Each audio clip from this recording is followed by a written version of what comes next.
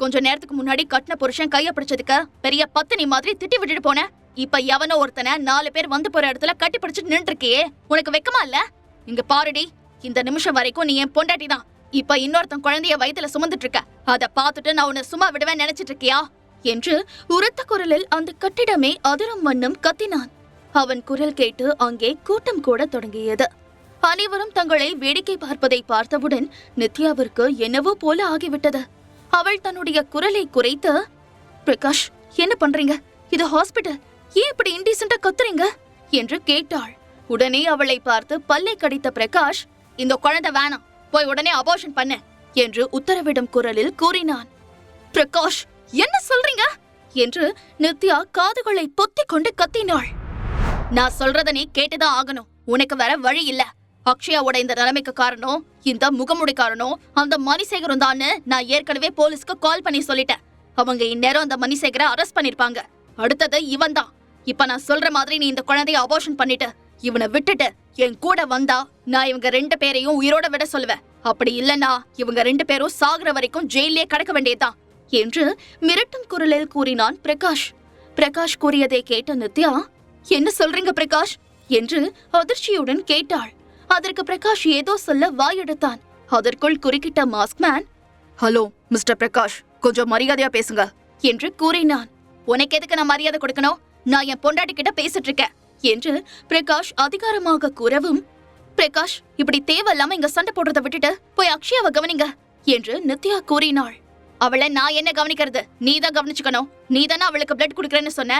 ஆனா இங்க வந்து இவன் கூட கொஞ்சிட்டு இருக்க. அங்க உன் தங்கச்சியும் அவ வயித்துல வளர்ற குழந்தையும் உயிருக்கு போராடிட்டு இருக்கிறது இப்ப உனக்கு தெரியலையா என்று பிரகாஷ் நக்கலாக கேட்டான். அதற்கு நித்யா பதில் சொல்ல வாயெடுக்கும் போது அவளுடைய கையை பிடித்து அழுத்திய மாஸ்க்மேன், இதுக்கு நான் பதில் சொல்றேன் என்று கண்களால் சொல்லிவிட்டு, இப்ப என்ன, நித்யா குழந்தைய அபார்ஷன் பண்ணலன்னா போலீஸ்க்கு போவீங்க அப்படிதானே? தாராளமா போங்க. உங்களுக்கும் நித்யாவுக்கும் கல்யாணம் ஆகி 4 வருஷம் ஆகுது. இந்த 4 வருஷத்துல நீங்களும் உங்க அம்மாவும் சேர்ந்து இவளை எவ்வளவோ கொடுமைப்படுத்திருக்கீங்க. அது மட்டும் இல்லாம வேறொரு பொண்ணு கூட தொடர்பை வச்சுக்கிட்டு இவளை வீட்டை விட்டே துரத்திருக்கீங்கன்னு நித்யா உங்க மேல ஒரு கம்ப்ளைண்ட் கொடுத்தா போதும். இது எல்லாத்துக்கும் நீங்க கோர்ட்ல பதில் சொல்ல வேண்டியிருக்கும். அதோட நீங்க பண்ணின இந்த கொடுமைக்கு காம்பன்சேஷனா ஒரு பெரிய அமௌண்ட்டை நித்யாவுக்கு கொடுக்க வேண்டியிருக்கும். இதையெல்லாம் சமாளிக்க முடியும்னா தாராளமா கோர்ட்டுக்கு போங்க என்று நிறுத்தி நிதானமாக ஆனால் அதிகாரம் நிரம்பிய குரலில் கூறினார். மாஸ்க்மேன் கூறியதை கேட்ட பிரகாஷின் முகம் மாறிவிட்டது. என்ன இவன் இவ்வளவு விவரமா பேசுறான்? இந்த நித்யாவுக்கு ஒன்னும் தெரியாது. இவளை எப்படியாவது பயமுறுத்தி நம்ம கண்ட்ரோல்ல வச்சுக்கலாம்னு நான் நினைச்சேன். ஆனா அது முடியாது போல இருக்கே. இப்ப இந்த நித்யா கோர்ட்டுக்கு போனா நிச்சயம் தீர்ப்பு நித்யாவுக்கு சாதகமா தான் வரும். முதல்ல நான் தான் டிவோர்ஸ்க்கு அப்ளை பண்ணின மாதிரி இந்த அக்ஷயா எனக்கு தெரியாம என் பேர்ல நித்யா கிட்ட டிவோர்ஸ் நோட்டீஸ்ல சைன் வாங்கியிருக்கா. எது எப்படி இருந்தாலும் என்னால நித்யாவை விட்டு கொடுக்க முடியாது.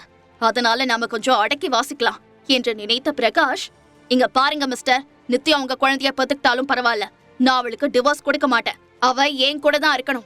நாங்களே அந்த குழந்தைய வளர்த்துக்கிறோம் என்று கூறிய பிரகாஷ் நித்யாவை பார்த்து, இங்க பாரு நித்யா, நான் உன்கிட்ட ஏற்கனவே பல தடவை சொல்லிட்டேன். அக்ஷயாவும் நானும் கூடிய சீக்கிரமே பிரிஞ்சிருவோம். இனிமே அவளுக்கும் எனக்கும் எந்த சம்பந்தமும் கிடையாது.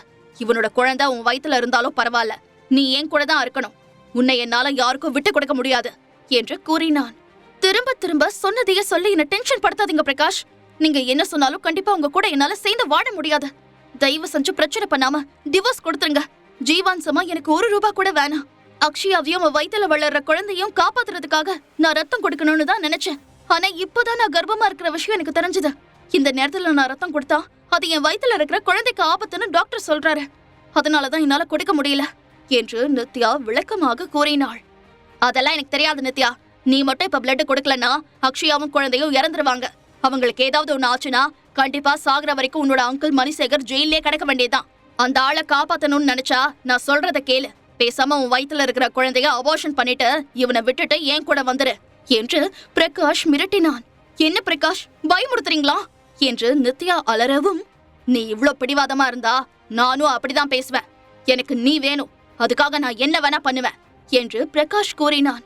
அவன் கூறியதை கேட்ட மாஸ்க்மேன் திடீர் என்று அவனை பார்த்து புன்னகைத்தான். அப்படி நீங்க செஞ்சா நீங்க தான் கம்பை எண்ண வேண்டியிருக்கும் என்று மாஸ்க்மேன் கூறவும் பிரகாஷ் கேள்விக்குறியாக மாஸ்க்மேனை பார்த்தான். மிஸ்டர் பிரகாஷ், நீங்க சில வருஷத்துக்கு முன்னாடி பினாமி பேர்ல அதிக டிவிடெண்ட் தர்றதா சொல்லி இல்லாத ஒரு கம்பெனிய இருக்கிறதா காமிச்சு பொதுமக்கள் கிட்ட இருந்து ஷேர் வசூல் பண்ணிருக்கீங்க.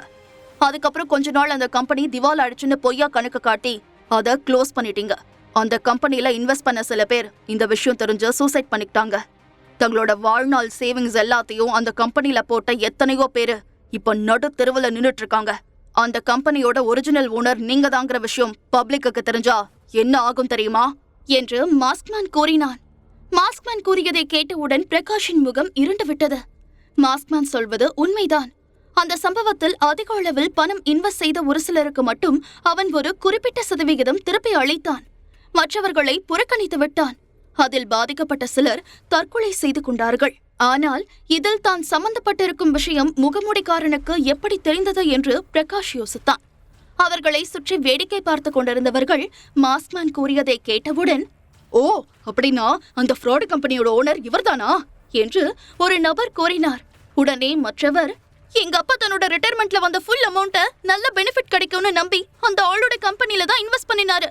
ஆனா அது திவால் ஆயிடுச்சுன்னு தெரிஞ்ச உடனே அந்த அதிர்ச்சியிலே ஹார்ட் அட்டாக் வந்து செத்து போயிட்டாரு. எங்க அப்பாவோட சாவுக்கு இவன் தான் காரணம் என்று கூறவும், அடப்பாவி, உன்னோட பேராசைக்காக எத்தனை குடும்பத்தை எப்படி நாசம் பண்ணிருக்கியோ என்று சொல்லிக்கொண்டே ஒரு வயதான பெண்மணி தன்னுடைய ஹேண்ட்பேக்கால் பிரகாஷை அடிக்க வந்தார். அவன் தன்னை காப்பாற்றிக் கொள்வதற்காக அங்கிருந்து ஓட ஆரம்பித்தான். மருத்துவமனை ஊழியர்கள் உட்பட அங்கிருந்த அனைவரும் அவனை சுற்றி வளைத்துக் கொண்டு தர்ம அடி கொடுக்க தொடங்கினார்கள். ஒரு நிமிடம் அங்கு நின்று அனைத்தையும் பார்த்து திருப்தி அடைந்த மாஸ்க்மேன், பிரகாஷோட ஜோலி முடிஞ்சது, போலாமா என்று சொல்லிக்கொண்டே அவளுடைய தோளில் கையை போட்டுக்கொண்டு அங்கிருந்து வெளியேறினான். வெளியில் வந்தவன் அவளை பத்திரமாக காரில் உட்கார வைத்து சீட் பெல்ட்டை போட்டுவிட்டான். பிறகு, பேபி கேர்ள், இனிமே நீ பயப்பட வேண்டாம், மணிசேகர் அங்கிளும் சேஃபா இருக்காரு என்று அவள் காதோரம் கூறியவன் டிரைவர் சீட்டில் அமர்ந்து காரை ஸ்டார்ட் செய்தான். நடக்கிறதெல்லாம் கனவா இல்ல நனவானே தெரியல. ஒண்ணு மட்டும் கன்ஃபார்மா தெரியுது, மாஸ்க்மேன் சாதாரண ஆள் கிடையாது. என் குழந்தையோட அப்பா நிச்சயமா பெரிய ஆள் தான். இப்பதான் இவர் முகத்தை பார்க்கணுங்கிற ஆசை எனக்கு அதிகமா இருக்கு. இவர்கிட்ட கேட்கலாமா? இல்ல வேணாம், நேரம் வரும்போது இவரே சொல்லுவாரு. இவ்ளோ நாள் வெயிட் பண்ணிட்டோம், இன்னும் கொஞ்ச நாள் தானே என்று நினைத்த நித்யா மாஸ்க்மேனையே வைத்து கண் வாங்காமல் பார்த்து கொண்டிருந்தாள். நித்யா தன்னையே குறுகுறுவென்று பார்த்து கொண்டிருப்பதை கவனித்த மாஸ்க்மேன், என்ன பேபி கேர்ள், இன்னும் நீ அந்த ஷாக்ல இருந்து வெளியே வரலையா? எதுக்காக இப்படி என்ன கடிச்சு திங்குற மாதிரி பாத்துட்டு இருக்கா என்று கேட்டான். அப்படியெல்லாம் ஒன்னும் இல்ல, எனக்கு என்ன சொல்றதுன்னு ஒன்னும் புரியல, ரொம்ப தேங்க்ஸ் என்று கூறினாள். அவள் கூறியதை கேட்டு புன்னகையுடன் திரும்பி அவள் கன்னத்தை தட்டியவன், கமான் பேபி, இனிமே நமக்குள்ள இந்த சாரி தேங்க்ஸ் இந்த ஃபார்மாலிட்டிக்கெல்லாம் இடமே கிடையாது என்று கூறவும், நான் உங்ககிட்ட ஃபார்மாலிட்டிக்கெல்லாம் பேசல, என் மனசுல என்ன இருக்கோ அதை சொல்லிடணும்னு நினைக்கிறேன், அவ்வளவுதான். நீங்க என்ன நினைச்சுக்கிட்டாலும் பரவாயில்ல, என்னோட கடைசி மூச்சு இருக்கிற வரைக்கும் நான் உங்களுக்கு நன்றி உள்ளவளா இருப்பேன் என்று நித்யா கலங்கும் குரலில் கூறினாள். ஏ பேபி, என்ன நீ சினிமா ஹீரோயின் மாதிரி சென்டிமெண்டா பேச ஆரம்பிச்சிட்ட? இனிமே நீ இப்படியெல்லாம் எமோஷனல் ஆகக்கூடாது. எப்பவும் சந்தோஷமா நிம்மதியா இருக்கணும். எதுக்காகவும் உன் கண்ணுல இருந்து ஒரு சொட்டு கண்ணீர் கூட வரக்கூடாது. அப்புறம் நம்ம பாப்பா அழுமூஞ்சியா இருக்கும் என்று மாஸ்க்மேன் கூறவும், இனிமே எதுக்கும் நான் அழமாட்டேன் என்று நித்யா வெட்கத்துடன் சிரித்தாள். Good girl. ஓகே, அடுத்து வரப்போற கார் ஷோ பத்தி நீ என்ன முடிவெடுத்திருக்க? நீ இப்ப கர்ப்பமா இருக்க, அதனால நீ வீட்ல இருந்து ரெஸ்ட் எடுக்கணும்னு நான் நினைக்கிறேன். ஆனா அதுக்காக என்னோட முடிவை நான் உன்கிட்ட ஃபோர்ஸ் பண்ண மாட்டேன். நீ என்ன நினைக்கிறியோ அதை தாராளமா செய்யலாம் என்று கூறினான். அவன் கூறியதை கேட்ட நித்யா, என்னதான் இந்த சொசைட்டி டெவலப் ஆனாலும் பொண்ணுங்கன்னா இததான் செய்யணும், இதையெல்லாம் செய்யக்கூடாதுன்னு தான் எல்லா ஆம்பளைங்களும் நினைக்கிறாங்க. அவ்வளோ ஏன் அந்த பிரகாஷ் என்ன ஒரு மனுஷிய கூட மதிச்சது கிடையாது. ஆனா இவர் எனக்கு ஃபுல் ஃப்ரீடம் கொடுக்கறாரு. இந்த மாதிரி ஒரு ஹஸ்பண்ட் கிடைக்க நிஜமாவே நான் கொடுத்து வச்சிருக்கணும். இந்த மாதிரி எல்லாரும் இருந்துட்டா பொண்ணுங்களால எல்லா ஃபீல்டுலயும் சாதிக்க முடியும் என்று நினைத்த நித்யா, இந்த வீக்கெண்ட் நடக்கவிருந்த கார் ஷோவை இன்னும் 10 நாளைக்கு போஸ்ட்போன் பண்ணிட்டாங்க. அது வரைக்கும் நான் ரெஸ்ட் எடுத்துக்கிறேன். இப்போ உங்களுக்கு ஓகே தானே மிஸ்டர் மாஸ்க்மேன் என்று கேட்டாள். ஓகே பேபி, உன் மனசுக்கு எது சரின்னு படுதோ அதை நீ தாராளமா செய்யலாம்.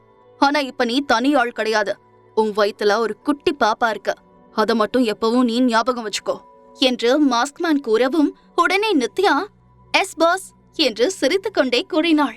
அவனும் சிரித்துக்கொண்டே குட் கேர்ள் என்று அவள் தலையை அன்போடு வருடி கொடுத்தான். அடுத்த சில நிமிடங்களில் ஹோட்டல் வந்துவிட்டது.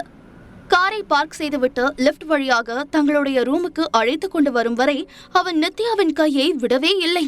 அவளை மிகவும் ஜாக்கிரதையாக அழைத்து கொண்டு வந்தான். அவன் நடந்து கொள்வதை பார்த்து, என்னங்க இதெல்லாம்? நான் ஒன்னும் கண்ணாடி பொம்மை இல்ல. நீங்க என்ன அசைய கூட விட மாட்டீங்க போல இருக்கே. கர்ப்பமா இருக்கிற பொண்ணுங்க இந்த மாதிரி அசையாமலாம் இருக்க கூடாது. நல்லா குனிஞ்சு நிமிர்ந்து வேலை செஞ்சாதான் நல்லது என்று அவள் கூறினாள். ஓ, ஐ see.